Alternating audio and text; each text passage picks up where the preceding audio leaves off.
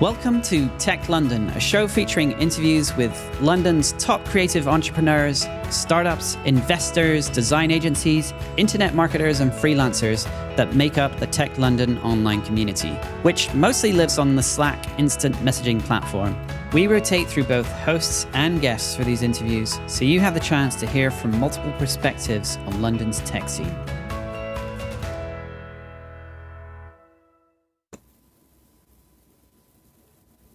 So welcome back to the Tech London podcast. I'm here with Richard Howarth. Thanks for coming on the show, Richard. Thanks for having me. Great stuff. Richard is the marketing lead for London South Bank University's business support offering.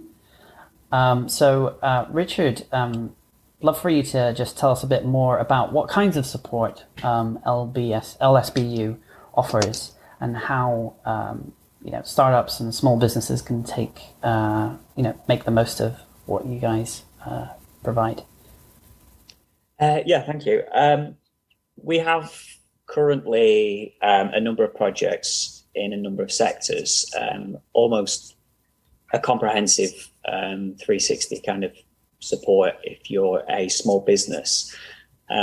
We receive our funding from the ERDF and ESIF, as well as a number of other areas, and we provide support all the way from pre-startup to quite advanced support that would involve long-term collaborations with academics and access to our state-of-the-art facilities.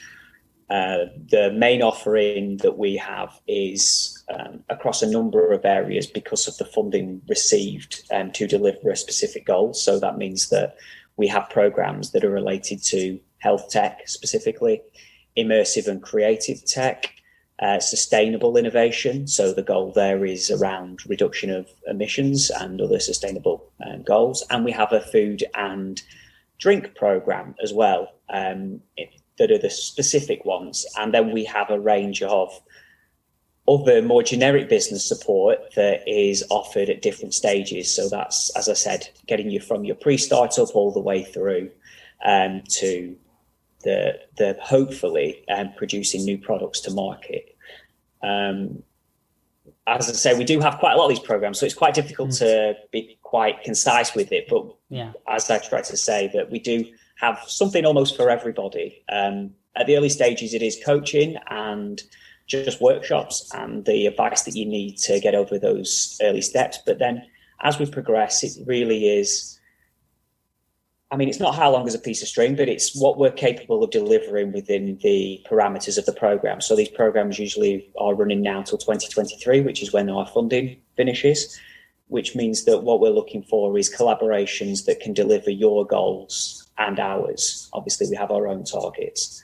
Some of the programs that we have very specific outcomes and that they're able to assist businesses in comprehensive ways, such as evidencing your claims. So if it's a health claim or a sustainable claim that you are, providing something to an individual that leads to a specific health outcome or that potentially has an impact on the environment, you can make that claim and hopefully you'll have done a bit more than just pull it out of thin air. But then we can take our people at the university and we can help evidence that and prove that and produce research papers if necessary that give you credence within the sector and hopefully give you something that you can back up your product with. So it really is quite a spectrum of support that can be offered, from any stage of organisation. Yeah. So obviously a lot of benefit for startups and small businesses to get involved in. I'm curious, where's the upside for universities? Is it sort of the vocational experience that maybe students as interns might get, or is it innovation? Having that collaboration between innovation labs and so forth. I'm curious, what is that? How do you define that? I think it's an interesting one, that question. I think it's one that, from time to time we have to answer to people within the university ourselves. Because for every pound that our funders put in, we also have to put a pound in. So for the 20 odd million pounds that we have to do this, half of that has come from the university. And in theory, it is that symbiotic relationship between us and the organisation. It's the ability to provide students where necessary, who we pay to deliver work for a business that's completely free to them, which gives them that kind of work experience that potentially they wouldn't get without these opportunities.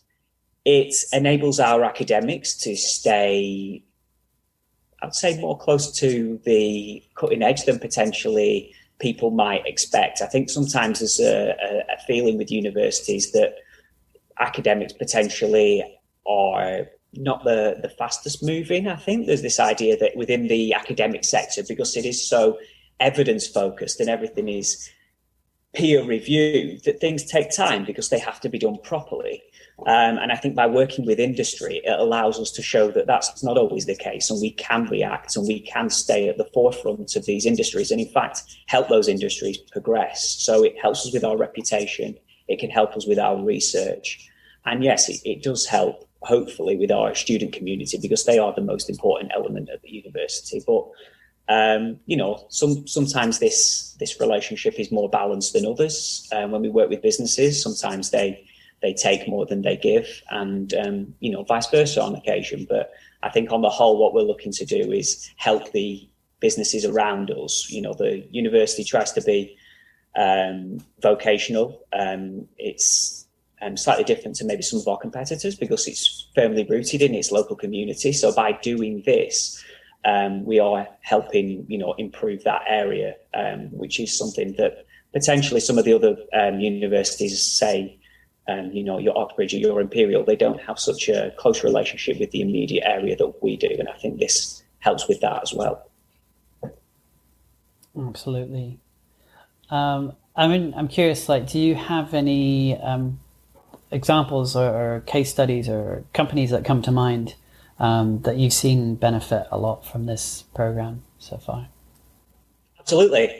And I think if people were to visit our website, which is sbi.business, I think there's a few on there, but the one that I literally just finished putting up on the website last week was a business called If Vehicles, which are trying to reduce CO2 emissions and trying to provide a more efficient vehicle for transporting goods. I think there's been a vast increase in deliveries. I think, before COVID, but I think certainly post-COVID, everything is now being delivered to our homes. That's food, that's, parcels, everything is coming in. I think that it's taking a huge kind of impact on the environment, having everything delivered by a vehicle.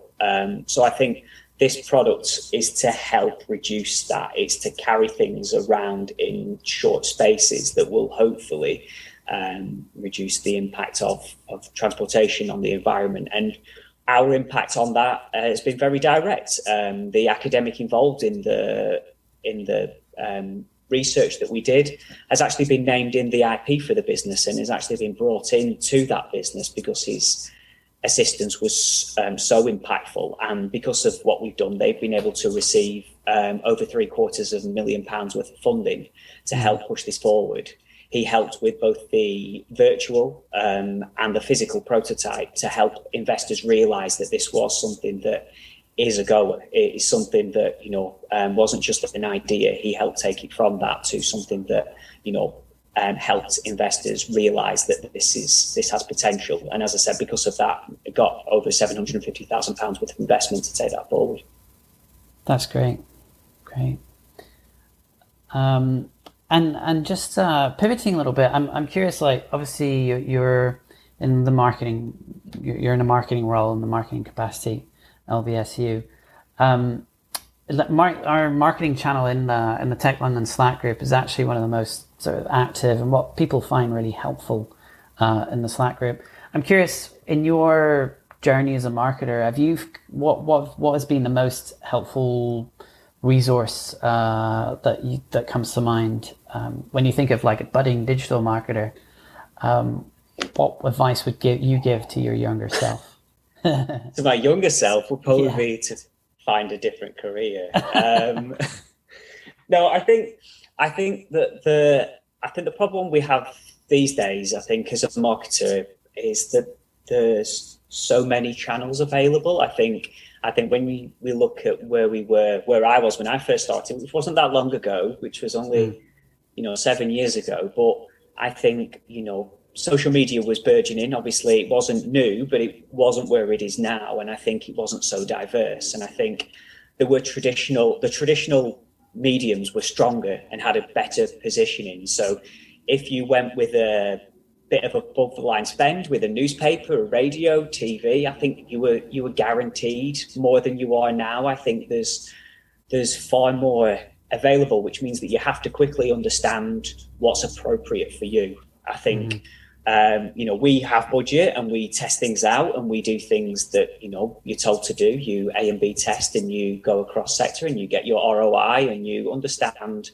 what works for you. But I think we have 7 programs. And what works for one doesn't work for the other. So if you gave me a £500 budget on one of our programs and said attract me a certain amount of businesses, going out on Twitter for one, or LinkedIn, or to a network, or to a newspaper, it differs even within the programs that we have to offer. So I can't imagine how difficult it is for someone new to the sector who potentially doesn't have the budget that we have. So I think if I had some advice, it would be understand the environment as quickly as possible and the whole environment and what is available to you.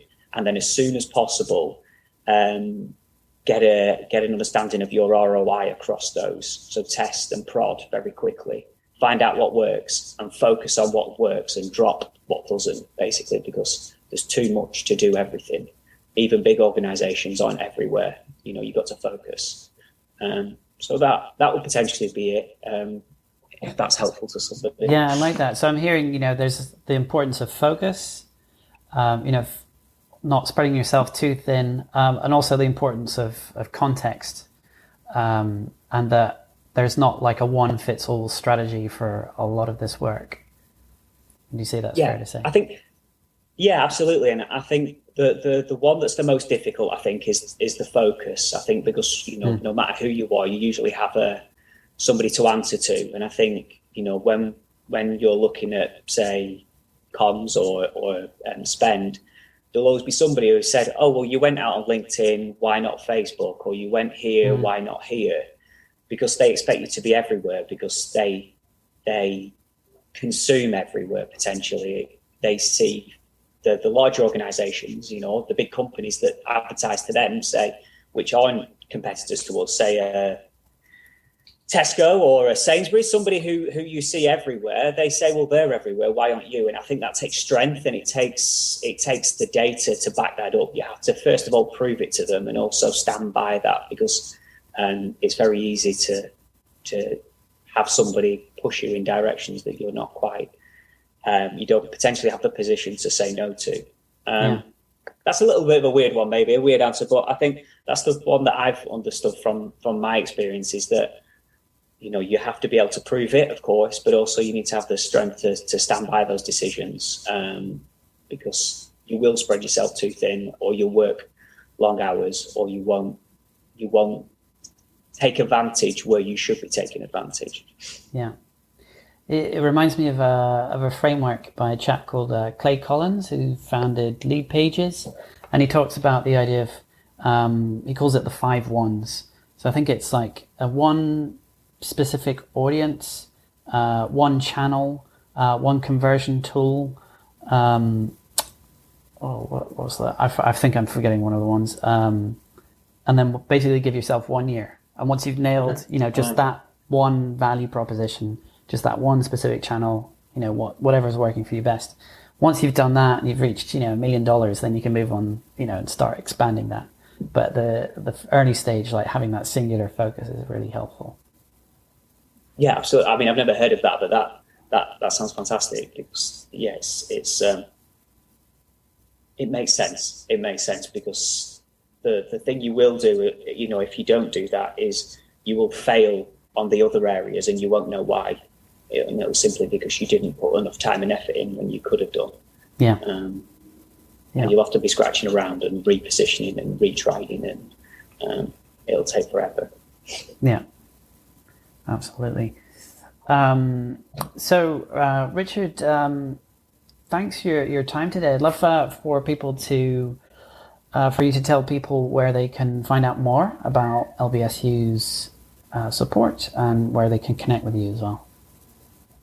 Yeah, absolutely. So we're currently halfway through a redevelopment of our website. So the URL will remain the same. It just may change its look within the next couple of weeks, but it's sbi.business, and that's southbankinnovation.business.